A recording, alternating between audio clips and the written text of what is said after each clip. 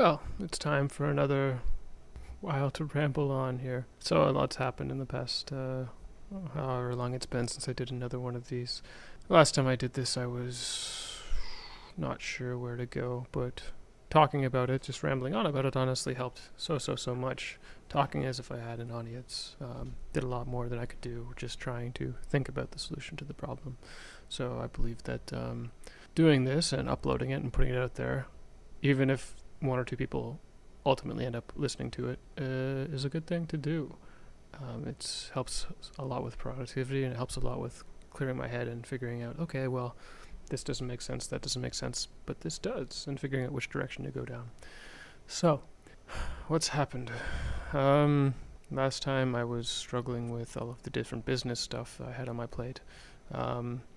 And certainly now, more even so than then, that business side of it is getting to be a bit more manageable. I understand a bit more, and I've kind of come out of the tunnel and seen a bit of the light, so to speak. So that's a good thing. And what I mean by that is I had been working on it for 2 weeks or so, probably longer, well, ultimately several months.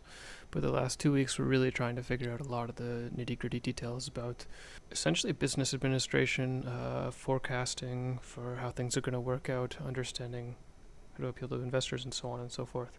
But I had reached a point where I had a bit of a breakthrough, I think. Essentially, I just went ahead and did the things I needed to do, and I scheduled a bunch of meetings with a bunch of contacts I've been establishing, and last week I went and I met with a bunch of those different people, and after all that hard work, there was actually some progress made. And now I'm on the verge of having to reschedule a bunch of meetings with these people and follow up with them. In light of all those things happening, I was able to breathe a sigh of relief and focus back on the product itself and not just the management of the product.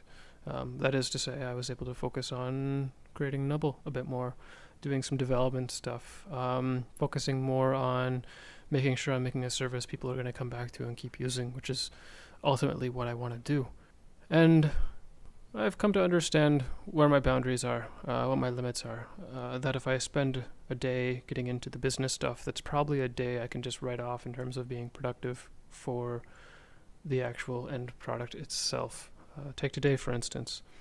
I have to finalize a bit of a business plan, and I know that while I'm working on this, my brain is going to be in that kind of business mode, and I'm not going to be able to focus so much on the product. If I try and do both, it's not going to work out, because right now I'm trying to figure out finances.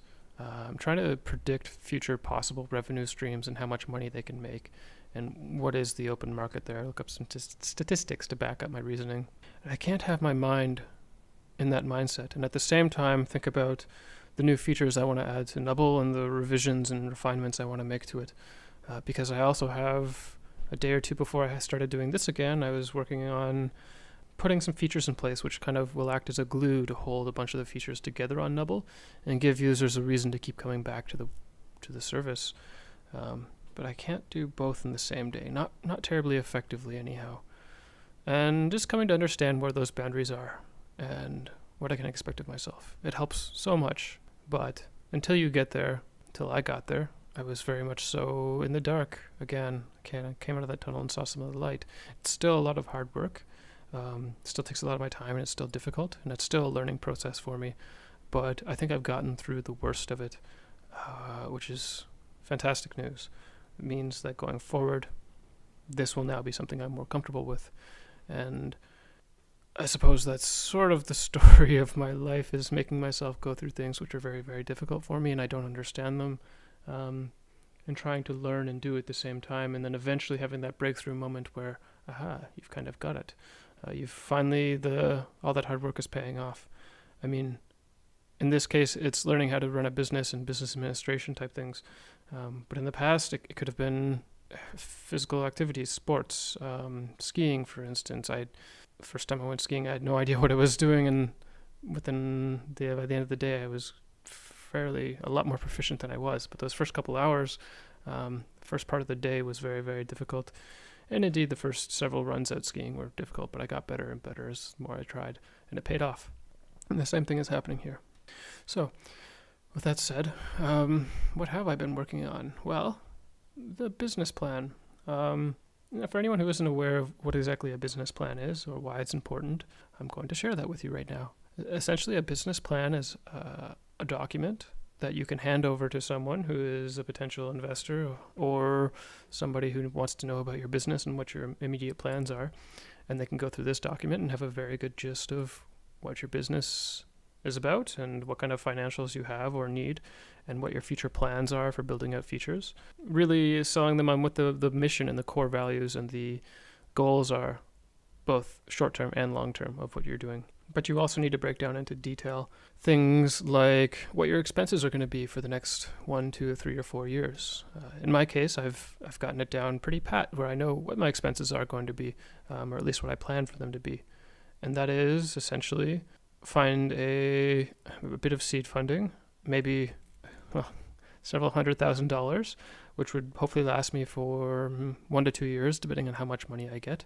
And that would allow me to hire on initially a marketer to help put together a marketing strategy and test that strategy, and then also to hire on very soon after a user experience and user interface designer who can help with the user interface and obviously user experience of the website and help redesign a lot of it, which I will then go on to implement. And that person will double as helping to test the things that I implement. Not long after, I intend to hire a second marketing person so that I now have 2 people on marketing who can work together and collaborate, because I know for certain 2 minds are greater than 1. And I can't work with the original marketing person for too long because I have a lot of development and other work that I have to do. So getting them a second partner to work with will be great, while I partner up and basically work more so with the UX person. A little bit later on down the road, I predict that the UX person and myself will have lots of plans for things that we want to make. And in fact, I already have plans for things that I want to make in 6 to 12 months' time. But it will become too much for me to do on my own, at which point I'll need another developer. And then we'll go on like that for a while.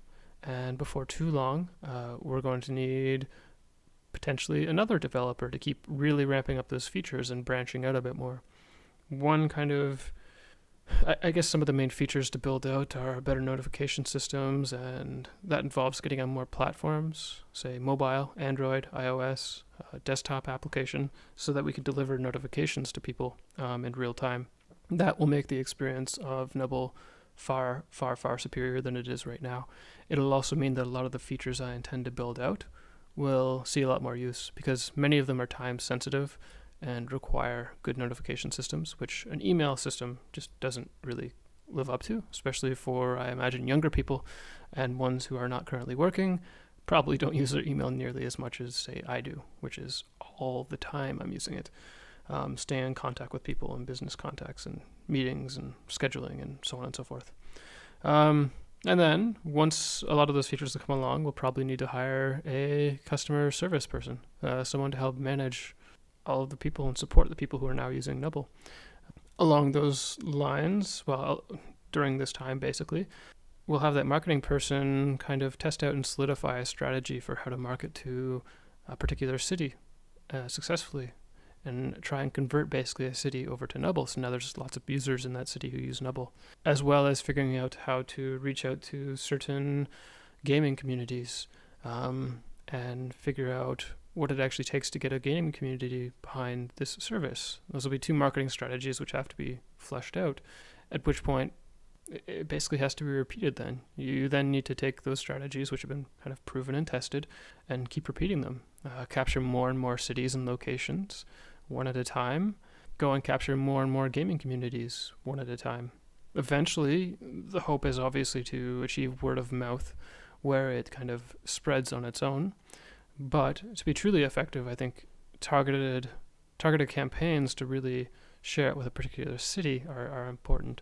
So planning out those things, planning out who I want to hire, planning out how much I need to spend to hire those people, as well as other business costs, like if I have to pay them benefits and I have to consider how much tax it will cost me to hire them, other programs I have to pay into, expenses such as, say, what office space we're going to be having and how much that will cost, how much maybe travel expenses will be, accounting and legal fees, piling all these things up together, and suddenly it adds up very easily to a few $100,000. I mean, if you have If you have 5 employees and on average you're paying them each, let's say, for the sake of math, let's just say $60,000.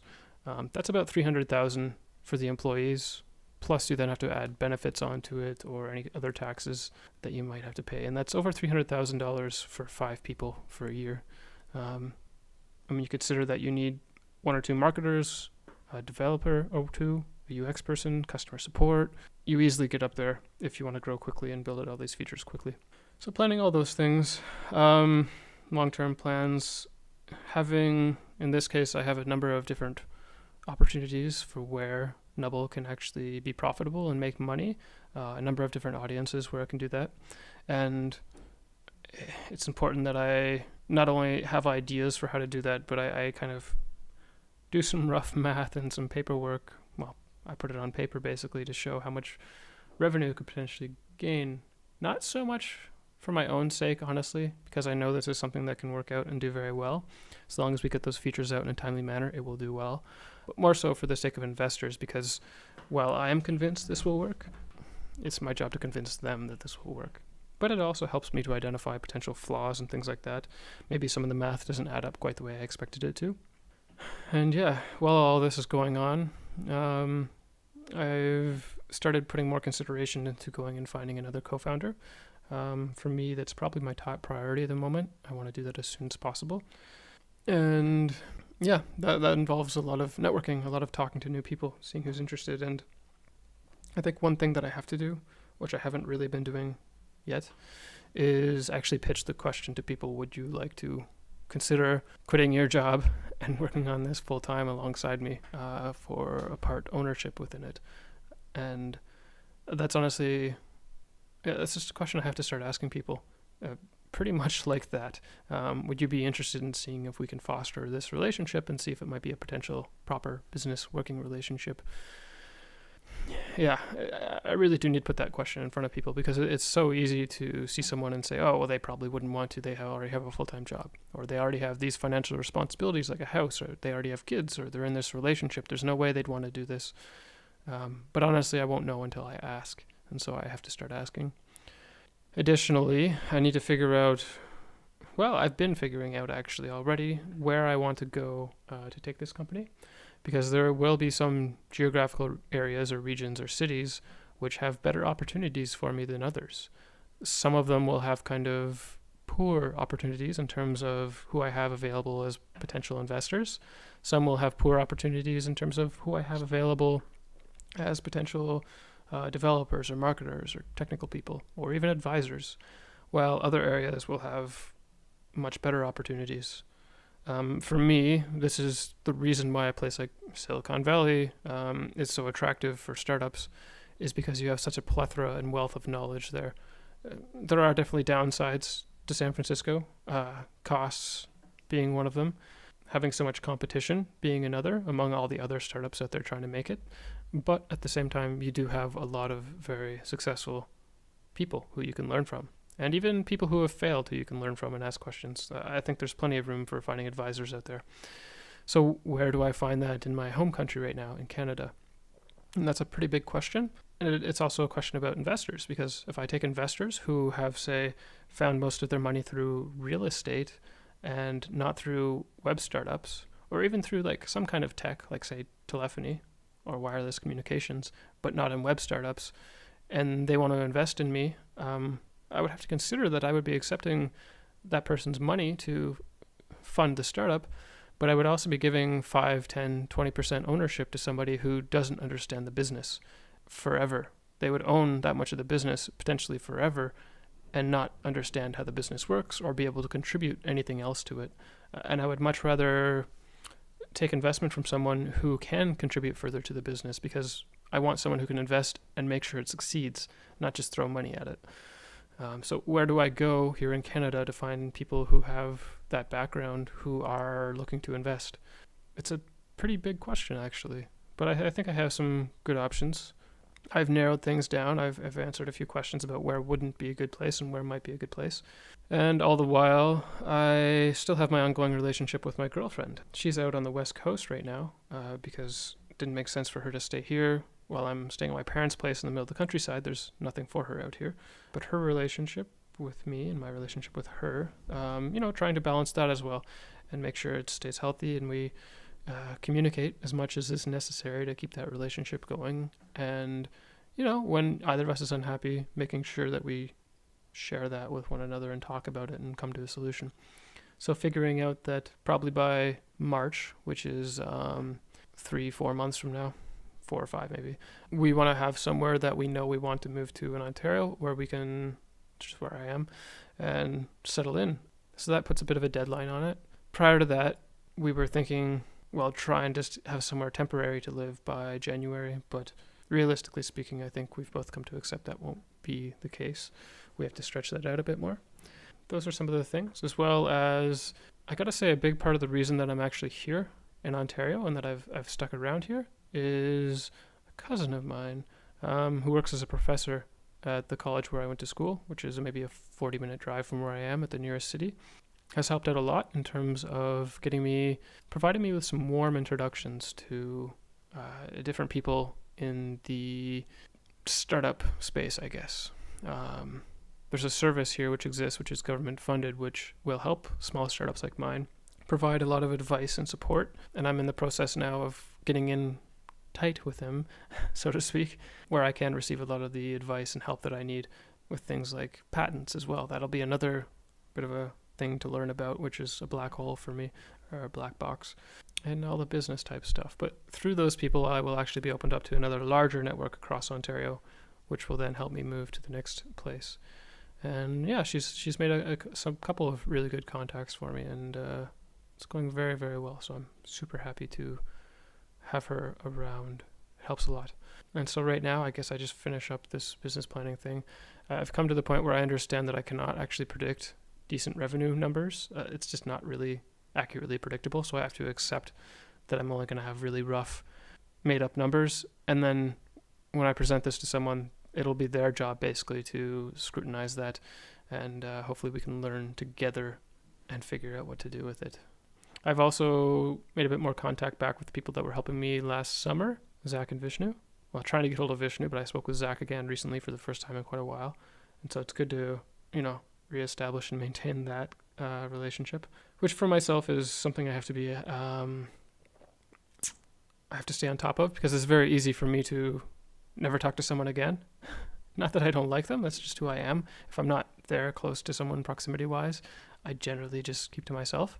So it takes a bit of effort on my end to make sure I'm maintaining those relationships and keeping them going. And yeah, there's a lot of things. I mean, even learning stupid little shit, like when I submitted my Y Combinator application, they asked, how long is your runway? And I didn't know what the hell that meant. Essentially, runway in startup speak is how much money do you have to keep going before you run out. When you run out of money and you have to stop, that's the end of your runway. Little terminology and phrases like that, which are totally new to me. It's just learning a lot of new things. Let's see, what else? Let's share some of the other things that I've learned. I have a stack of papers here with notes on them, and it's kind of difficult. A lot of them are checklists. It's generally how I get work done, is I just end up opening up little boxes for check boxes and then writing a note beside it for what I have to do, and I tick them off. I find that works pretty well for incentivizing me to remember to do something and then doing it. If I see that most of the list is ticked off and one or two aren't, then I know to focus on those two things. Without that checklist, it's very easy to forget things. When you have 50 different things you have to do, some of them are development, some of them are marketing, some of them are just following up with people, a lot of them are providing other people with materials, or write about this, write about that, create your business plan, create X, Y, and Z of your business plan. Don't forget to go to the gym, things like that. I find putting checklists together, a to-do list basically, is extremely useful. Yeah, just staying in contact with people in terms of finding co-founders. Yeah, it's a bit interesting there, because it's a leap of faith to an extent. If you don't already have those contacts, or you don't already have a working history with someone, and you want to wonder to yourself, well, would this person be a good co-founder or not? You do have to take a bit of a leap of faith in saying that, you know what, there's a bit of a click with this person. I think it will work. If they're interested, let's go for it. It's definitely a risk doing that, because you're essentially saying, I want to establish a partnership with you for the next 1, 2, 3, 4, 5, 10 years, however long the business lasts, you need a working partnership with that person, which means you have to get along extremely well. I was explaining to my father last night that it's essentially committing to a marriage. Unless one of you leaves the company, which is basically a divorce, it's a very big commitment to take someone on as a co-founder or to be co-founders. So you need to make sure you have a very good working relationship and that you can communicate properly and you can constructively criticize one another without a lot of blowback and without a lot of problems. And you can't do that with everyone. Not everyone's open to that kind of criticism or knows how to deliver that kind of criticism constructively. Most of all, on co-founders right now, I think I need people who have skills that complement mine. So I can develop. So I don't need someone who can also develop. I need someone who can, say, market, because that's what I suck at, or someone who has the business skills and knowledge. So yeah, finding those people. But the thing is, those people aren't naturally in my circles of contacts, of relationships, because I don't normally hang out with business people or marketers, or I haven't historically. So it makes it especially difficult to get in contact with them, which, is where networking comes in, and learning how to do that, because I've always been a fairly socially isolated and introverted person. So doing all the networking for the first time takes a lot of work, but with practice, you get better at it. As is with most everything in life, it just takes practice. It'll be really fucking hard at first, but keep working at it, and you will get there. I think that covers a lot of what's kind of been going on the past few weeks. Yeah, so from here, hopefully, I hope this week to be able to get a lot of work done on a new feature that I want to roll out, one which I originally wanted to create for Nubble when I was first designing it, but I had scratched it because it would be too much work on top of all the other things. But I believe that I'm at the point now where I have all the major features built out, and I can actually finally go back and do this now. And what it does is it almost gamifies the website, gamifies the service, and gives people a reason to keep returning. But it's not just a simple gamification type system. It's a gamification type system which encourages people to interact and socialize and talk to one another and to put their trust in other people. And obviously when you want to put your trust in someone, you have to communicate with them and get to know them, to know whether or not you should trust them, while gamifying the system and giving time-sensitive things which cause people to want to come back before things expire. Also giving the idea or sensation of progression, because everybody on this platform is a self-admitted gamer. I am myself. I love playing games that have good progression systems. And so putting that into the website just makes sense, because there's a huge problem right now, which is, in order to prove that this website can work, in order to find funding, and furthermore, in order to feel motivated to keep working on this, it's really important that people keep coming back. And growth is something I knew it needed, and I've been working towards since last April. All the features that I've done, I've created a lot of useful stuff to solve certain problems, like finding people around you or collaborating and creating groups and events to play games with people, so you can actually plan to actually play with people and make sure that happens. But even so, with those features there, I think the extra little bit of incentive to have that gamification type system is what is needed. I had developed a little side game for the website that I called Cake, and I got some good feedback about it. It's not really fleshed out. The initial gameplay is there, but after the first couple of days, you basically run out of content. But I learned a lot doing that, and I'm going to carry a lot of those things over to the main website. So that's pretty cool. I do want to go back and finish out the Cake game. I just don't have any time to do it right now. Maybe I'll reach back out to someone who had offered to work on it, or actually not offered, wanted to work on it, and give them another crack at it. I had given them access to it before, but they didn't end up doing any work on it, so that was unfortunate. Maybe they probably ran out of time as well. We're all very, very busy, it seems. What else is there to ramble? I mean, I can ramble. That's the name of this video, is me rambling. So, pages and pages of paper. I find sometimes it makes a lot of sense to sit down and write. It helps. And I had mentioned last time I did this that I'd uninstalled every game on my computer except for Diablo 2, and that's still the case. I haven't reinstalled anything, and it gets pretty boring, honestly, but there are certainly times where I know that if I could, oh man, I would just play a game and I would binge it for several hours or a night or a day. And I really want to do that. Like last night, I really wanted to install a game and just play it for several hours. But I didn't, and instead I got a good chunk of work done. I packed away at work, which I wouldn't have done if I had games right now. But that'll probably be like that until, actually, I don't know when that'll stop. But I know for the next month, solid, I have to get a lot of work done. So I won't be able to play many games. I shouldn't install them. It's too easy to not work and play games because I work from home, and the computer I play games on is the computer I'm recording this on, is the computer I work on, and it's very difficult to have the self-discipline to not let yourself get distracted and to keep doing the work even when it's very, very difficult. I think I'm about out of stuff to ramble on about, so have a good one.